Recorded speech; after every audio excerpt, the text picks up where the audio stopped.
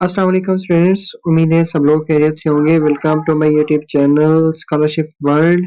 अगर आप मेरे यूट्यूब चैनल पर न्यू हैं या अभी तक सब्सक्राइब नहीं किया तो काइंडली चैनल को सब्सक्राइब कर लें ताकि आने वाली हर न्यू अपडेट और हर न्यू स्कॉलरशिप जो है उसका जो नोटिफिकेशन आप लोगों को मिलता रहे। तो आज का हम टॉपिक जो डिस्कस करने जा रहे हैं GIST स्कॉलरशिप कोरिया की तरफ से जो है वो ऑफर किया जा रहा है। इसको हम कंप्लीट जो है वो डिस्कस करेंगे। तो इस स्कॉलरशिप का जो लिंक है वो डिस्क्रिप्शन में आप लोगों को मिल जाएगा और हमारे व्हाट्सएप चैनल का लिंक जो है वो भी आप लोगों को डिस्क्रिप्शन में मिल जाएगा। तो वहां से आप लोग हमें ज्वाइन कर सकते हैं और न्यू से न्यू जो है वहां पर हम अपॉर्चुनिटीज और पोजीशंस जो है वो शेयर करते हैं स्टूडेंट्स के साथ। तो उसको आप लोग जो है अप्लाई कर सकते हैं और न्यू अपॉर्चुनिटीज के ऊपर जो है अप्लाई कर सकते हैं आप लोग। अच्छा, आज का जो हमारा वीडियो का टॉपिक है वो है GIST इंटरनेशनल स्कॉलरशिप जो है वो कोरिया की तरफ से जो है वो ऑफर किया जा रहा है। तो इसको हम आज देखते हैं। सबसे पहले GIST स्कॉलरशिप को देखते हैं कि इसमें क्या क्या आप लोगों को कवरेज दी जाएगी। तो सबसे पहले जो है वो टीचर असिस्टेंट्स आप लोगों को दिया जाएगा ऑल स्टूडेंट को। न्यूट्रिशन फुली सपोर्ट जो है वो आप लोगों को पर सेमेस्टर के लिहाज से इतना दिया जाएगा, ठीक है। वन टाइम आप लोगों को मैट्रिकुलेशन फी जो है वो भी दी जाएगी, ठीक है। और उसके बाद जब मंथली स्टाइपेंड आप लोगों को दिया जाएगा। अब मंथली स्टाइपेंड को जो है उन्होंने डिफरेंट वे में जो है वो डिवाइड किया हुआ है यहाँ पे, ठीक है। कि मास्टर के लिए इतना है, PhD के लिए इतना है। मील अलाउंस आप लोगों को दिया जाएगा पर मंथ के हिसाब से। स्टूडेंट्स जो है वो कंप्लीट 9 क्रेडिट आप जो है वो कंप्लीट करने होंगे। इंटरनेशनल स्टूडेंट्स को जो है अलाउंस जो है दिया जाएगा पर मंथ के हिसाब से, ये भी अलग है। और उसके बाद GPA का जो है वो आप लोगों को मेंटेन करना होगा 3 GPA पर सेमेस्टर में। अच्छा, उसके बाद रिसर्च असिस्टेंटशिप। अब जो स्टूडेंट्स जो है वहां पर स्कॉलरशिप के ऊपर पढ़ रहे हैं तो जिनका क्राइटेरिया अच्छा होगा उनको रिसर्च असिस्टेंटशिप जो है वो भी ऑफर किया जाएगा, जो कि मास्टर और PhD के लिए डिफरेंट है, ठीक है। उसके बाद हाउसिंग अलाउंस जो है वो आप लोगों को दी जाएगा ऑल स्टूडेंट्स को, जिसमें जो है वेटिंग टाइम में take longer than expected. Housing fees will be increased every year. Utility field charge separately, इनको आप लोगों ने खुद देख लेना है, ठीक है। उसके बाद जो है आप लोग आ जाए अकोमोडेशंस के ऊपर। अब अकोमोडेशंस जो है वो आप लोगों को डिफरेंट दी जा रही है। क्या है, डॉर्मेट्री ग्रेजुएट स्टूडेंट्स के लिए रूम टाइप क्या है, मंथली फीस क्या होगी, उसके डिपॉजिट कितने करने होंगे, ठीक है। ये अपनी जो आपकी मंथली स्टाइपेंड होता है उसी में से आप लोगों ने जो है करना होता है। मैरिड स्टूडेंट्स जो है वो यहाँ पर अप्लाई कर सकते हैं अपनी स्पाउस के साथ, ठीक है। उनको जो है वो डिफरेंट अपार्टमेंट दिया जाएगा, 2 बेडरूम जो है उन्हें अलाउ किए जाएंगे, ठीक है। तो उनका खर्चा भी उन्होंने सारा का सारा यहाँ पे बताया हुआ है। उसके बाद जो है हेल्थ इंश्योरेंस आ जाता है। हेल्थ इंश्योरेंस जो है वो यहाँ पर आप लोगों का कवर किया जाएगा। एनुअल चेकअप भी जो है वो आप लोगों का किया जाएगा। और उसके बाद फ्लाइट टिकट जो है वो आप लोगों को फ्री ऑफ कॉस्ट दी जाएगी, ठीक है। और उसके बाद जो है हम चलते हैं भी इस स्कॉलरशिप की वेबसाइट के ऊपर। आप लोगों ने यहाँ पर ऑनलाइन एप्लीकेशन के ऊपर जो है वो क्लिक करना है और ऐसा इंटरफेस आप लोगों के सामने शो हो जाएगा। तो सबसे पहले हम इसकी डेडलाइन की बात करते हैं। डेडलाइन जो है वो इसकी यहाँ पर मेंशन है कि ये मार्च 14 को जो है वो अनाउंस हुआ है और अप्रैल 14 को जो है इसकी लास्ट डेट है, ठीक है। और उसके बाद एग्जामिनेशन ऑफ डॉक्यूमेंट्स 15 डेज में जो है वो एग्जामिनेशन की जाएगी। उसके बाद डॉक्यूमेंट्स रिव्यू किए जाएंगे 30 डेज के अंदर। उसके बाद जो है नोटिफिकेशन रिजल्ट जो है दिसंबर से जो है वो जून 5 को जो है वो अनाउंस हो जाएगा इनका रिजल्ट। और उसके बाद रजिस्ट्रेशन दोबारा जो स्टूडेंट सेलेक्ट होंगे उनकी दोबारा से रजिस्ट्रेशन होगी जुलाई 4 को 2025, ठीक है। और उसके बाद जो है यहाँ पर उन्होंने जो है वो सारा ये चीजें हमने पहले से ही डिस्कस कर ली है, ठीक है। ऑनलाइन एप्लीकेशन का उन्होंने बताया हुआ है यहाँ पर रिक्वायरमेंट्स क्या है, उनको देख लें। कि सबसे पहले आपको ऑफिशियल डिग्री और ट्रांसक्रिप्ट चाहिए यहाँ पर अप्लाई करने के लिए फॉर आर अंडर ग्रेजुएट और ग्रेजुएट प्रोग्राम के लिए। Only notarised copies will be accepted. अब जो भी आपके डॉक्यूमेंट्स हैं बैचलर के हैं या मास्टर के हैं तो उनको आप लोगों ने जो है वो नोटराइज्ड करवा लेना है। किसी भी अदालत में जाकर जो है नोटरी पब्लिक बैठे होते हैं और उनसे नोटराइज्ड करवा लेना है डॉक्यूमेंट्स को, ठीक है। उसके बाद 2 रिकमेंडेशन लेटर्स चाहिए, ठीक है। उसके बाद जो है recommendation letter will be receive directly from recommender.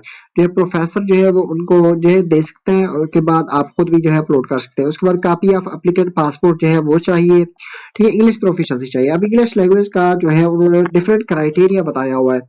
3 तरह का क्राइटेरिया यहाँ पर इंग्लिश प्रोफिशिएंसी का, इसको देख लें। अच्छा, सबसे पहले जो है वो आइल्स टॉफल और इनका टॉक और न्यू टीपीस की बात की हुई है। तो इन अगर ये चीजें हैं आपके पास तो यहाँ पर जो है वो प्रोवाइड कर सकते हैं। मैट्रिकुलेशन फी वेवर जो है वो आप लोगों को दिया जाएगा। यहाँ पर जो है letter of recommendation from the department chair in your home university. अब ये डॉक्यूमेंट्स कहाँ से लेना है और उसको कैसे फिल अप करना है और यूनिवर्सिटी से कैसे उसको जो है वो साइन स्टैम्प करवाना है वो भी आप आगे चलकर बताऊंगा। अच्छा, उसके बाद कंडीशनल एडमिशन जो है वो भी आप लोगों को submit documents related to the English proficiency issued by president और dean of the law school attend. अगर आपके पास जो लास्ट डिग्री है वो इंग्लिश में है तो यहाँ पर आप लोग इंग्लिश प्रोफिशिएंसी जो है वो अभी अप्लाई के टाइम दे सकते हैं, ठीक है। उसके बाद जब आप वहां पर कोरिया में पहुंच जाएंगे तो वहां पर जाकर आप लोगों को विद इन 6 मंथ जो है वो आइल्स देना होगा, ठीक है। अच्छा, उसके बाद जो है अप्लाई के प्रोसेस की तरफ चलते हैं। तो यहाँ पर आप लोगों ने सबसे पहले अप्लाई साइन अप के ऊपर क्लिक करना है, ठीक है।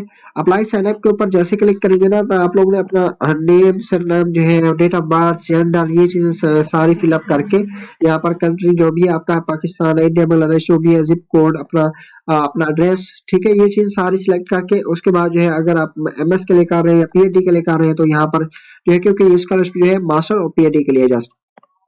अच्छा, यहाँ पर एमएस के लिए कर रहे हैं या पीएचडी के लिए वो सिलेक्ट कर लेना है। उसके बाद अपना कोर्स, जिस कोर्स में जो है वो अप्लाई करना चाहते हैं तो वो कोर्स यहाँ पर चूज कर लेना है, ठीक है। उसके बाद ईमेल यहाँ पर लिखना है और @gmail.com यहाँ पर लिखना है। उसके बाद पासवर्ड और उसके बाद जो है इन प्राइवेसी को ओपन करके इसको पढ़ना है और उसके बाद यहाँ पर टिक करना है। उसके बाद यहाँ पर अपना प्रोफेसर का नाम लिखना है जिस प्रोफेसर के लिए साथ आप वर्क करना चाहते हैं।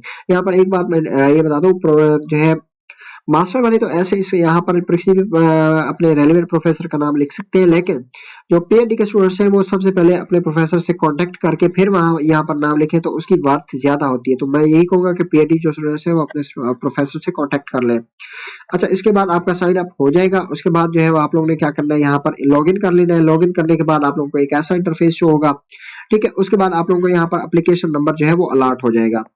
उसके बाद जो है आप लोगों ने क्या करना है कि सबसे पहले यहाँ पर सर्च करके जो है अपनी पिक्चर यहाँ पर लगानी है। उसके बाद ये सारा डाटा अपना जो है वो फिलअप कर लेना है। जो चीजें यहाँ पर बताने की है मैं जस्ट यहाँ पर वही बताऊंगा। उसके बाद आप लोगों के एप्लीकेंट इन्फॉर्मेशन है, यहाँ पर अपनी इन्फॉर्मेशन देनी है। उसके बाद जो है अपना डिसऑर्डर्स देने हैं, ठीक है, क्योंकि ये डिसेबिलिटी के जो ऑर्डर्स हैं अगर डिसेबिलिटी है या नहीं है तो वो यहाँ पर आप लोगों ने देना है। उसके बाद रिकमेंडेशंस देने हैं। अब यहाँ पर देखें रिकमेंडेशंस जो है यहाँ पर आप लोगों ने जो है नाम अपने यूनिवर्सिटी का नेम ईमेल लिखना है प्रोफेसर का, ठीक है। तो यहाँ पर नेशनलिटी ईच एंड एवरीथिंग जो अपने प्रोफेसर दो प्रोफेसर का डिटेल देगा उनको एग्री करके जो है सेंड रिकमेंडेशन फॉर्म कर देना है, ठीक है। तो वो प्रोफेसर को ईमेल चला जाता है या फिर आप खुद अपलोड करेंगे, ठीक है। तो इसको आप लोगों ने खुद देख लेना है। उसके बाद जो है अपना एजुकेशन डिटेल देना है। यहाँ पर आप लोगों ने जो है वो ऑर्डर को सबसे पहले जो है वो चूज कर लेना है कि आप लोगों ने हायर से लोअर डिग्री की तरफ जो है आना है। अच्छा, उसके बाद जो है डिग्री वेरिफिकेशन फॉर्म। अब डिग्री वेरिफिकेशन फॉर्म ये है कि अपनी अपनी यूनिवर्सिटी का नाम लिखना है, ठीक है।